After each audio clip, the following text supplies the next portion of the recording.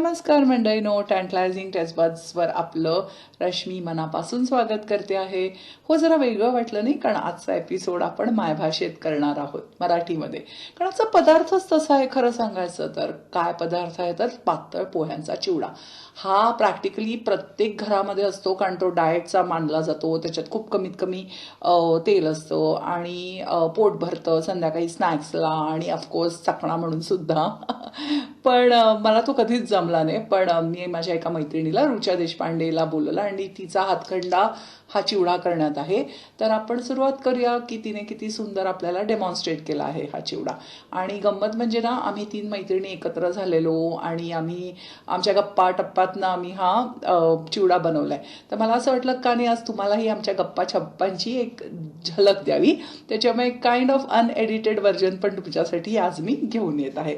तर नक्कीच एन्जॉय करा पातळ पोह्यांचा चिवडा. या चिवड्याचं सिक्रेट आहे की ती स्किलफुली आपण हे पातळ पोहे भाजून घेतो.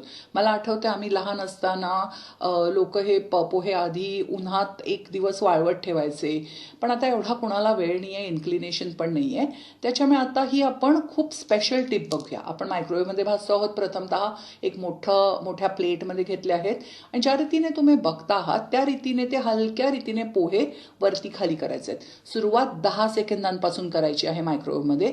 आणि जसं तुम्ही सुरू कराल तसं तुम्हाला कळेल त्याच्यात एक मॉइश्चर जमा झालं आहे आणि ते मॉइश्चर आपण अशा प्रकारे परतलं तर हळूहळू ते मॉइश्चर निघून जाते. मग 10 सेकंद, 20 सेकंद हळूहळू करत तुम्ही 30 सेकंदाचा सुद्धा गॅप घेऊ शकता आणि तुम्हाला कळतं की कसं मॉइश्चर निघून गेल्यावर ते कसे कडकडीत होतात आहेत, परत त्यांचं रंग बदलतो आहेत. पण हे अचानक एकदम पटकन 1 मिनिटं वगैरे नाही करायचं. आणि ही एक सगळ्यात मस्त टिप आहे. आपण सायमल्टेनियसली दाणेसुद्धा भाजून घेतल्यात एअरफ्रायरमध्ये, तळून घेऊ शकता. तुम्ही मगाशी बघितलं त्याप्रमाणे आपण सुक्या खोबऱ्याचे कापही तळून घेतले आहेत की बाकीच्या गोष्टी पण आपण सायमल्टेनियसली करतो आहोत. आता बघा, तुम्हाला दिसतोय का फरक? पोह्यांमध्ये एकदम इव्हनली भाजले गेले आहेत, छान त्याचा रंग बदलला आहे आणि ते फडफडीत आहेत आणि महत्त्वाचं ते अजिबात तुटले नाही आहेत. जरा मेस होतोय आजूबाजूला, पण आय थिंक दॅट इज बेअरेबल. पोहे बाजूला ठेवून घेऊन आपण फोडणीची तयारी करूया आणि राईची फोडणी सुरू करूया. गंमत म्हणजे आता ना, आम्ही असा आपसुकच टाइमपास चालला होता आणि आम्ही म्हटलं चला आता चिवड्याचा आपण यज्ञ करतो आहोत आणि आहुती देत आहोत. ती मजा अगदी नक्की ऐका तुम्ही. ओम चिवडाय नमः. ओम चिवडाय नमः. त्याच्यानंतर त्याच्यात मिरच्यांची आहुती गेलेली आहे. अरे छान लागेल. पतीच्या अंदाजाने साखर सगळी टाक.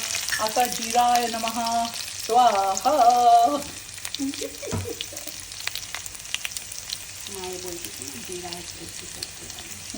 जिरा ऐसे करके डालना है. स्वाहा. गॅस बारीक झालेला आहे. आता खरपूस मिरच्या भाजून घेतल्या पाहिजेत आणि कढीपत्ता पण छान सुकला पाहिजे, तर मग आपला चिवडा चांगला टिकेल. त्याच्यात आता हिंग टाकलेलं आहे. हळदाय नमः स्वाहा. शेंगाय नमः स्वाहा.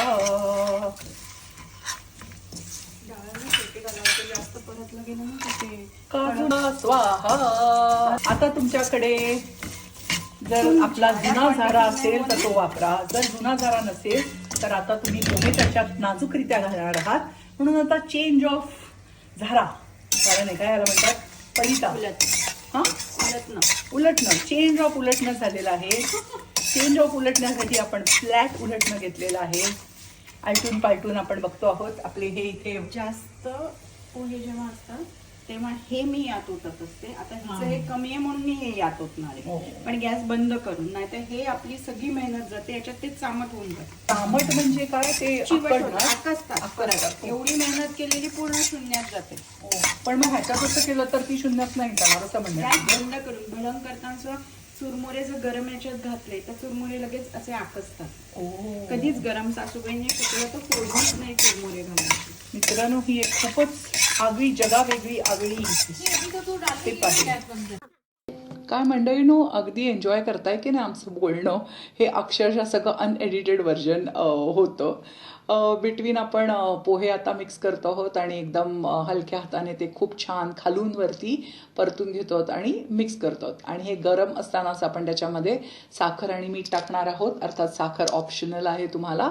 आणि परत खूप छान सुंदर ते परतवून घेणार आहोत. थोडा तेलकट वाटला, समजा आपलं तेल जास्त आलं, खरं तर असं कमीच घालावं, तर थोडीशी पिठी साखर भुरभुरली की ते तेल ऍब्सॉर्ब करतं. अच्छा, आपण पोहे घालायच्या आधी त्याच्या गॅस पूर्णपणे बंद केलेला आहे. क्वांटिटी छोटी आहे म्हणून आपण पोहे भांड्यात टाकल्यात.